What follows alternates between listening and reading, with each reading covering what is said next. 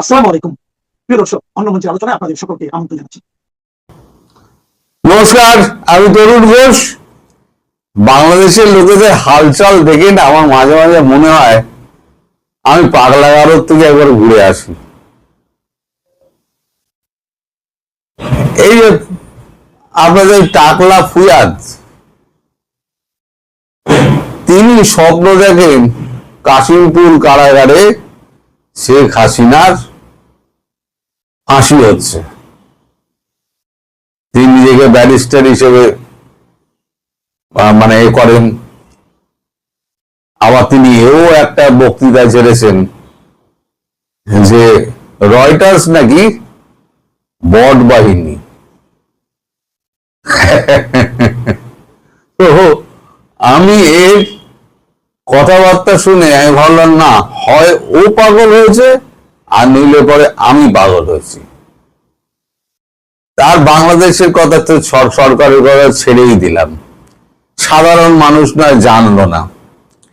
এই বাংলাদেশে প্রত্যর্পণ চুক্তি নিয়ে এত কথাবার্তা হচ্ছে, অথচ সরকারের ঘরেই কিন্তু প্রত্যর্পণ চুক্তি রয়েছে। পুরোটা পড়তে হবে না, আমি বলে দিচ্ছি। অনুচ্ছেদ 13A/1 এটা দেখে নিন। ওখানে পরিষ্কার করে লেখা আছে, যদি বাংলাদেশ বা ভারতে কোনো কনভিক্টেড আসামি অন্য দেশে পালিয়ে যায় এবং সেই কনভিক্টেড আসামিকে যদি ফেরত পাঠাতে চায় তাহলে পাঠাতে পারে। 2 অনুচ্ছেদ 13(1)(2) যেটা 2তে লেখা আছে যে সেক্ষেত্রে কি করতে হবে, মামলার সমস্ত ডকুমেন্ট এবং সেই যে মানে তার মামলা কিভাবে করা হয়েছে সেই তার সমস্ত ডকুমেন্ট সেই দেশকে দিতে হবে, হয় ভারত, যার কাছে প্রত্যর্পণ চাইছে, হয় ভারত নয় বাংলাদেশ, তাকে দিতে হবে। এবার 3 নম্বর চুক্তির ধারায় আছে, মানে সাবক্লজে যে ধারা আছে তাতে রয়েছে, যদি সেই সংশ্লিষ্ট দেশ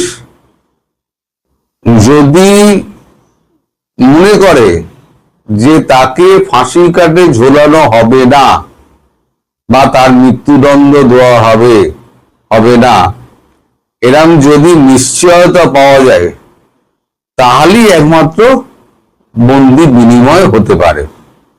তবে প্রথম শর্ত, তাকে অপরাধী হতে হবে সরকারের বিচারে এবং বিচার প্রক্রিয়ার সমস্ত কাগজপত্র দিতে হবে। এবার আপনারা আমায় বলুন, শেখ হাসিনা এদেশে এসছেন কে দিয়ে গেছে? দিয়ে গেছে সেনাবাহিনী। প্রথমে হেলিকপ্টারে করে, তারপরে বিমানে করে হিন্ডন এয়ারবেসে দিয়ে গেলেন। তখন তিনি প্রধানমন্ত্রীর মর্যাদাতেই তাহলে এখানে তিনি আছেন।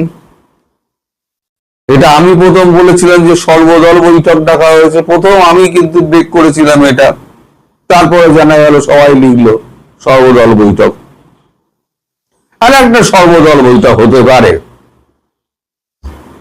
আমি যেটা বলছিলাম ফেরার ব্যাপারে তো আর সর্বদল বৈঠক তো দরকার নেই, আর একটা সর্বদল বৈঠক হতে পারে। বাংলাদেশের কি কলাকীর্তির কথা আমি ছেড়ে দিলাম, এরা সাধারণ মানুষ টু সরকার সব হচ্ছে গয়াকার দন্তের 9টায় হর্ষ। হয় আমায় পাগলখানা যেতে হবে আর নইলে তাদেরকে পাগলখানা যেতে হবে, দুজনের একটা, মধ্যিখানে কিছু নয়। এই যে এত দেশের ছোটাছুটি, সারা বিশ্ব ঘুরে ফেললেন আমাদের নরেন্দ্র মোদী, কি জন্য? একটা সলিডারিটি দেওয়ার জন্য। যদি ভারত কোন রকম পাকিস্তান বা বাংলাদেশে কোন রকম তাদের মিসঅ্যাডভেঞ্চারের জন্য যদি একটা অ্যাকশন নেয়, তাহলে ইউরোপিয়ান দেশগুলো যাতে ভারতের পাশে থাকে, এবং লাতিন আমেরিকা এবং আফ্রিকান কান্ট্রিগুলোতে। তিনি কোথায় কোথায় গেছেন এবার খোঁজ নিন আপনারা। তিনি যে 12 দিনের সফর করলেন, কোথায় কোথায় গেছেন। এবার ধরুন আমি আসি আর একটা এর কথায়, মানে সর্বদলীয় বৈঠকের কথায়। তিনি যাচ্ছেন, তাতে সর্বদলীয় বৈঠকের ব্যাপার নেই, তিনি তার দেশে ফিরে যাচ্ছেন, সর্বদলীয় বৈঠকের দেখার কথা নেই। এখন যদি তিনি দেখেন যে তাকে কোনোভাবেই ঢুকতে দেওয়া হচ্ছে না,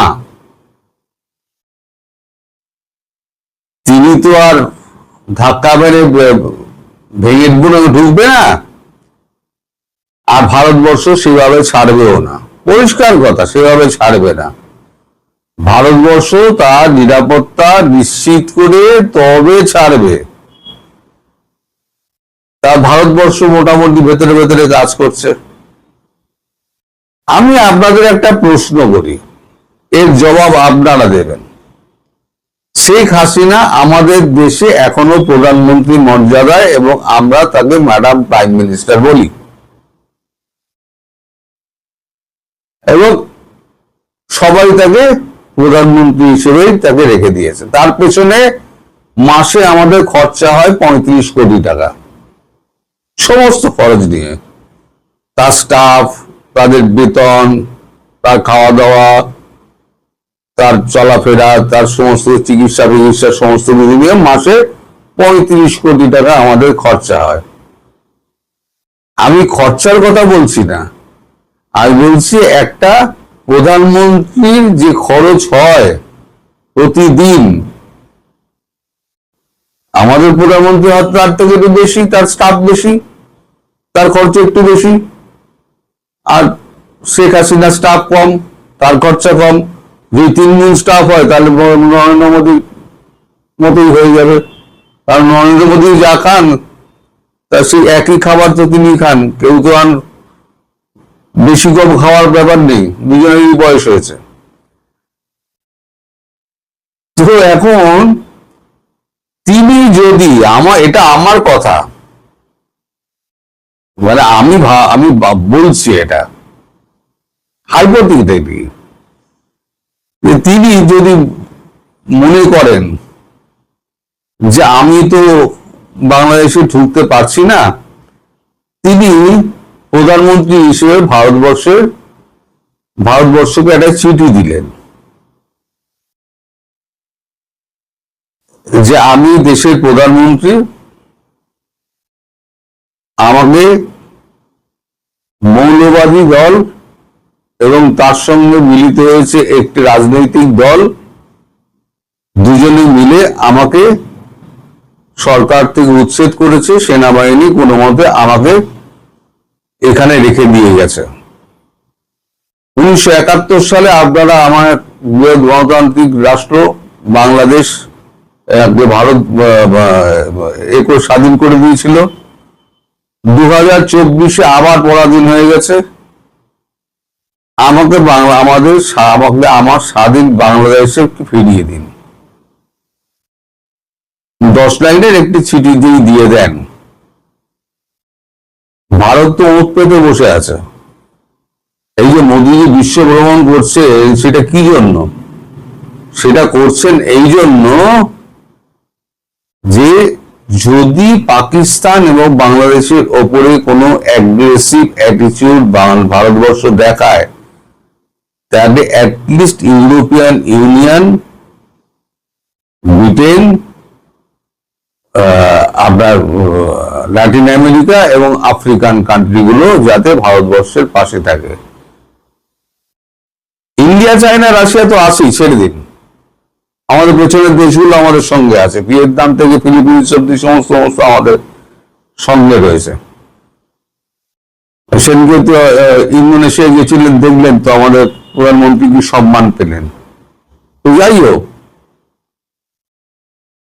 তখন তো পালে বাঘ পড়ার মতো অবস্থা হয় মশাই। তখন এই সরকার আমি কালকে বলছিলাম না, আজকে আমি বলবো যে যদি একান্তই কিছু ঢুকতে না দেয় তাহলে পরে কি হতে পারে। যদি আপোষে মীমাংসা হচ্ছে সব থেকে ভালো, ভারত আপোষে মীমাংসা করতে চাইছে। আপোষে মীমাংসা কিন্তু 71 সালেও করতে চেয়েছিলেন ইন্দিরা গান্ধী। ভুট্টো কিন্তু মীমাংসার মধ্যে যাননি। ইয়াহিয়া খানের নির্দেশে আর ভুট্টোর উস্কানিতে কিন্তু এই যুদ্ধ হয়েছিল। 13 দিনের যুদ্ধে সব ফয়সালা হয়ে গেল। 93,000 প্যান্ট খুলে রোদে শুকিয়ে দিল ভারত। এবার তো একেবারে প্যান্ট তো খুলবে না, প্যান্টের সঙ্গে আর যা যা আছে সব খুলে নেবে। তো এখন শুধু একটা চিঠির অপেক্ষা। আমি মনে প্রাণে চাই প্রধানমন্ত্রী শেখ হাসিনা তিনি একটি চিঠি দিন। তার সঙ্গে যখন রাজনাথ সিং এবং যখন অজিত দোভালের কথা হয়েছিল, তখন তার দিকে চেয়ে অজিত দোভাল মুচকি হেসে বলেছেন, আপনি যা চাইবেন তাই হবে এবং আপনাকে আমরা সব জানিয়ে যাব। এবং প্রধানমন্ত্রীর নির্দেশ আছে তাকে সব জানিয়ে সমস্ত ব্যবস্থা করতে হবে। তার দেশ, তাকে অজান্তে রেখে কোনো কাজ যেন না করা হয়। অর্থাৎ তিনি এখনো দেশের প্রধানমন্ত্রী। তো প্রধানমন্ত্রীকে সস্থানে বসানোর জন্য ভারতবর্ষ যা যা করার তাই করবে। 71 সালে যা হয়েছিল, অত শক্তিশালী তো আপনাদের সেনাবাহিনী নয়। আর তারপরেও আপনারা আমাকে তো গুজববাজ বলেন, ছেড়ে দিন। এখন একেও বট বাহিনী বলতে শুরু করে দিয়েছে। এবার আপনারাও সবাই বট বাহিনী বলুন। রয়টার্সের ওই জন্য আমি কিন্তু প্রথমেই আমি গতকালকে একদম রয়টার্সের পূর্ণ বিবরণ দিয়ে দিয়েছিলাম।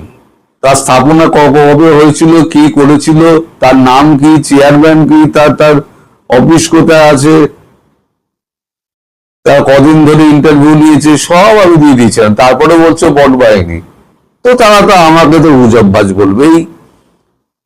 এখন যদি একটা চিঠি একটা দিয়ে দেন উনি, আমি আপ্রান্ত চাইছি ঈশ্বরের কাছে, ঈশ্বর আপনি একটা চিঠি কোন রকমে ওনাকে সজ্ঞানে লিখিয়ে দিন, to the prime minister government of India, একটা চিঠি লিখে দিন। তাহলে খেল খতম, পয়সা হজম, ওয়াকার সমেত লম্বা লম্বা সমস্ত প্যান্টগুলো, জামাগুলো আর যা আছে সব করে লাগিয়ে দিয়ে সব হাতে হাত করা করিয়ে সব নিয়ে চলে আসবে যুদ্ধবন্দী। এবার 2 বছর থাকে এখানে। পাকিস্তানকে 4 বছর রাখা হয়েছিল, এখানে 2 বছর রাখবে। আর জামাত যত আছে ভেতরে সেগুলো আমাদের ওখানকার আছে না, দক্ষিণ দিনাজপুর থেকে আরম্ভ করে মুর্শিদাবাদ অব্দি, ওখানে যত আছে সেনাবাহিনী আমাদের সব সাইজ করে দেবে। যখন ঢুকবে তো চারদিক দিয়ে ঢুকবে, কোন দিকে কে সামলাবে, জাগিয়ে এখন হাসি মস্করার মধ্যে দিয়ে এটা আমি বলে দিলাম। কিন্তু মনে প্রাণে প্রার্থনা করুন তিনি নিজের চিঠিটা দেন। সবাই ভালো থাকবেন, সুস্থ থাকবেন এবং সাবধানে থাকবেন। আর এই টাকলা ফুয়াদের জন্য একটু প্রার্থনা করবেন যাতে মস্তিষ্কটা ঠিক থাকে। নমস্কার, আমি তরুণ ঘোষ। টাইটেলে আমি যা দিয়েছি, বেগানি স্বাধীনে আবদাল্লা দিবানা, এটা একবার ভিডিওর মাঝখানে আমি বলেছিলাম, আজকে টাইটেলে দিলাম। এর অর্থ হয়তো আপনারা এখনই বুঝতে পারছেন না, পরে আমি ব্যাখ্যা করব যে কেন আমি এই টাইটেলটা দিলাম।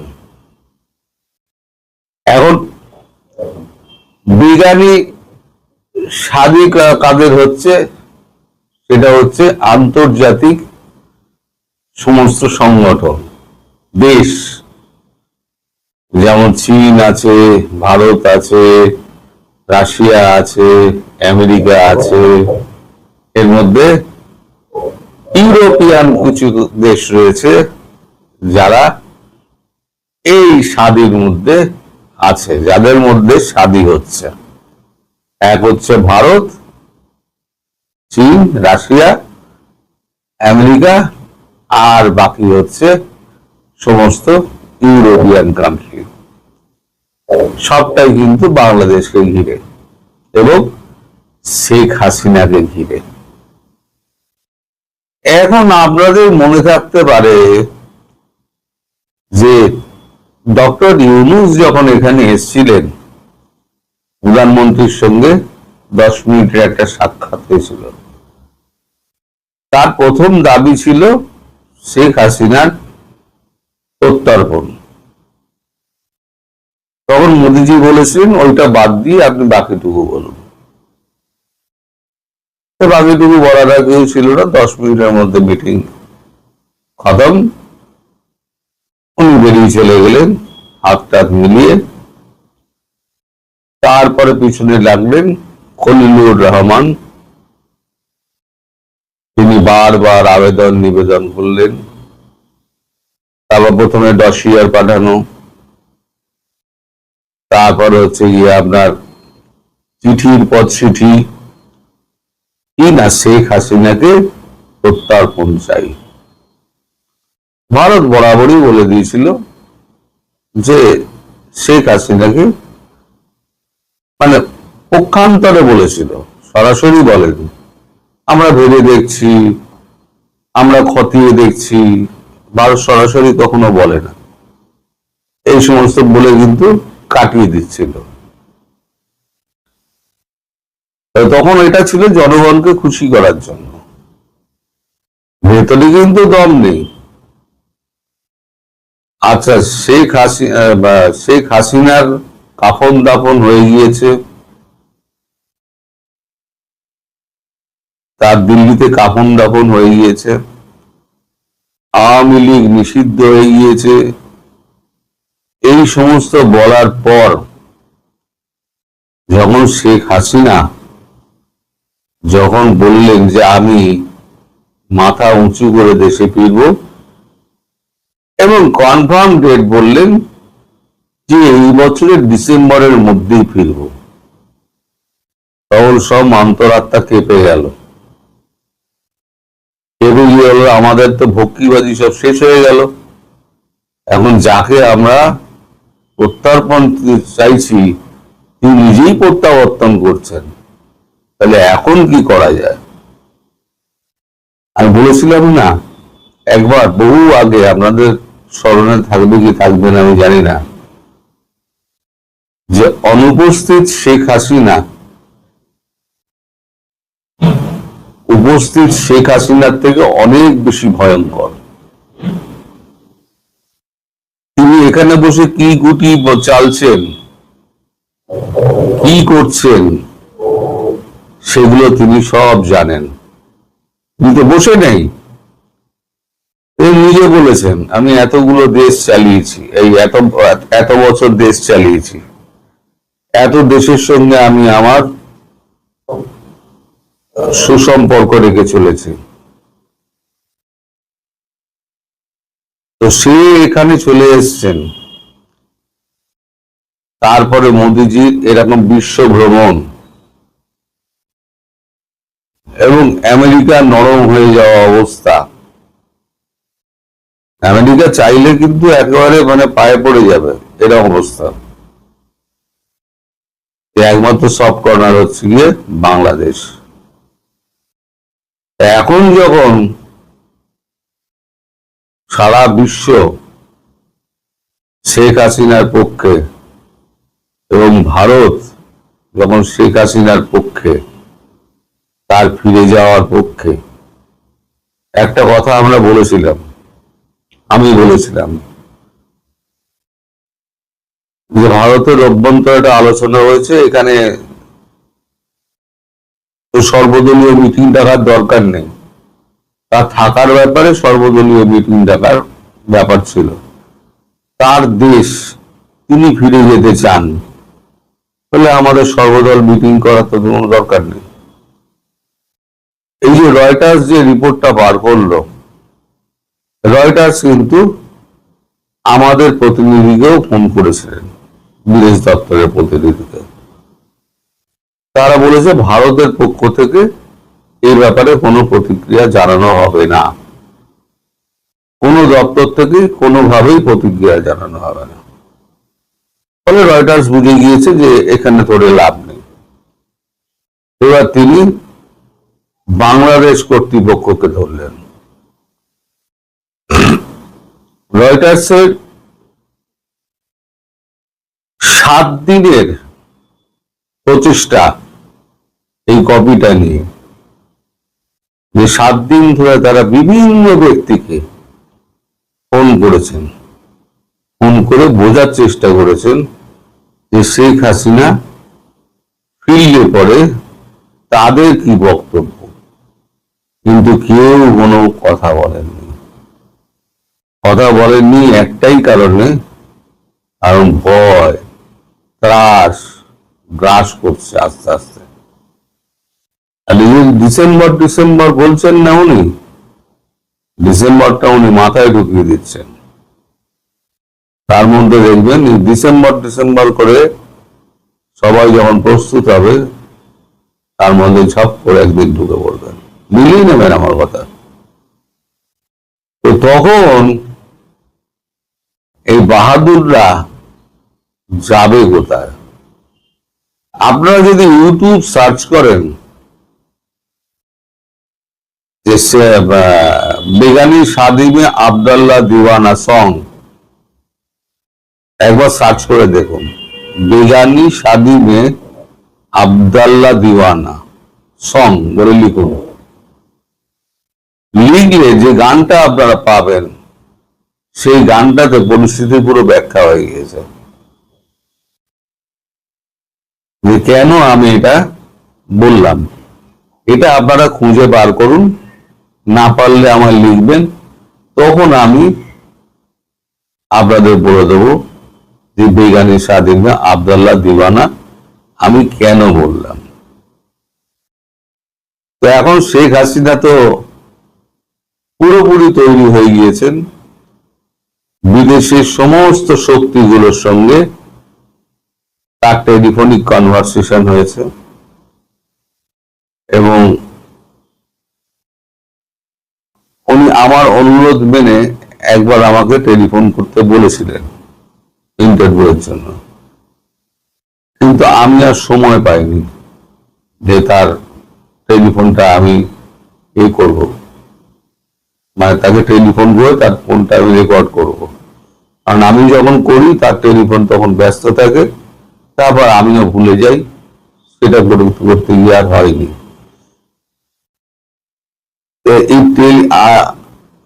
বেগানি স্বাধীনে আব্দুল্লাহ দিওয়ানারা যতক্ষণ নেচে বেড়ালো, ফলটা কি হলো?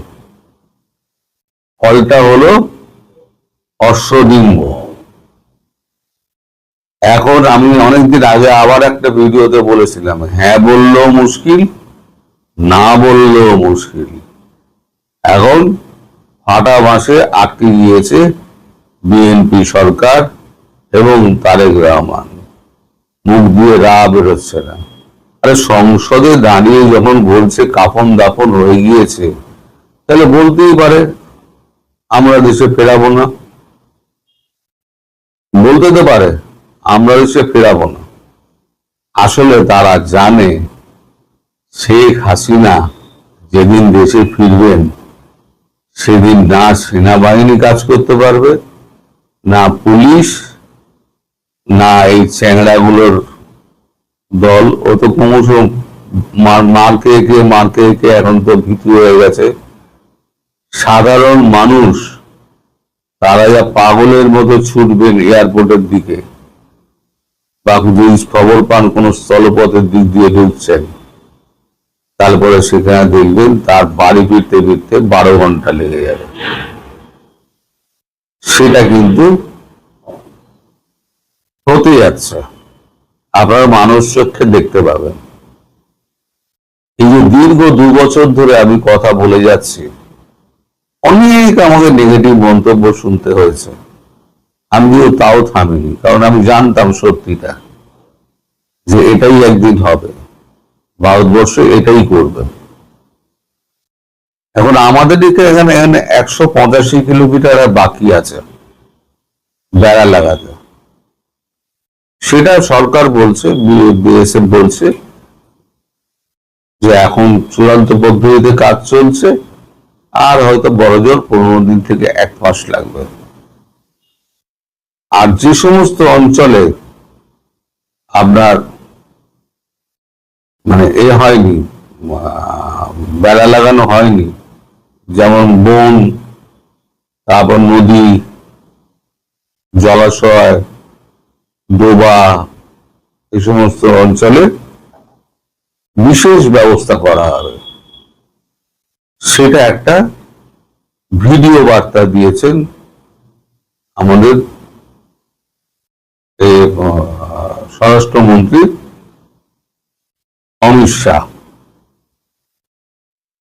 ফলে পুরোটা যখন ম্যানেজ হয়ে যাবে, তারপরে দেখবেন যে কোনো একদিন হঠাৎ করে 10 ঘন্টা 12 ঘন্টা আগে তিনি নেতাদের জানিয়ে দেবেন যে আমি ফিরছি। সেদিন দেখবেন দলে দলে মানুষ ঢাকার বুকে নেমে পড়েছে। এই সত্যটা এরা জানে বলে এরা শেখ হাসিনাকে ফেরানোর জন্য কোন রকম কথাবার্তা বলছে না। এই যে 7 দিন ধরে ওরা লেগেছিল রয়টার্স একটা মন্তব্য পাওয়ার জন্য, কপি ধরে রেখে দিয়েছিল, কপি 2 তারিখে তৈরি হয়ে গেছিল, সেই কপিটা 7 দিন বাদে ছাড়া হলো, আর কোনো মন্তব্য পাওয়া যায়নি। শেষে তারা লিখে দিয়েছে কেউ কোনো মন্তব্য করতে চায়নি। এতে কি বোঝা যাচ্ছে? তারেক রহমান এবং তার সরকার ভয়ে কাঁপছে। ইউনূস তো আর দেশে ফিরবে না, নিশ্চিত থাকুন দেশে ফিরবে না। আর ভারত সরকার একেবারে শেখ হাসিনার পেছনে পুরো শক্তভাবে দাঁড়িয়ে আছে, এবং একই সময়ে চীন এবং রাশিয়া দুটোই শেখ হাসিনার পক্ষে। কারণ আপনাদের মনে থাকতে পারে, যখন শেখ হাসিনার দলকে নিষিদ্ধ করা হলো, তখন কিন্তু চীন কিন্তু একটা কথা গ্লোবাল টাইমসে বলেছিল,